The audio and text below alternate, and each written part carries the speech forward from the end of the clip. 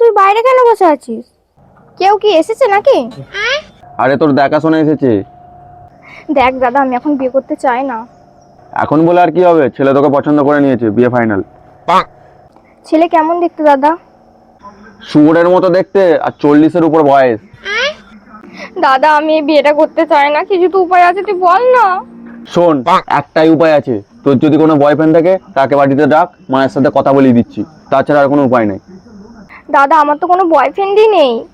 তাহলে আর কোনো উপায় নাই? দাদা, আমার একটা বয়ফ্রেন্ড আছে, তুই যদি বলিস তো ডাকবো। হ্যাঁ, তো কাকে ভয় করছিস, ডাক। না না, ভয় পেও না, কেউ কিছু করবে না। দাদা আমার সাপোর্টে আছে। দাদা, এই যে আমার বয়ফ্রেন্ড। वाह क्या मुस्कुराहट है। लेकिन एक सेकंड।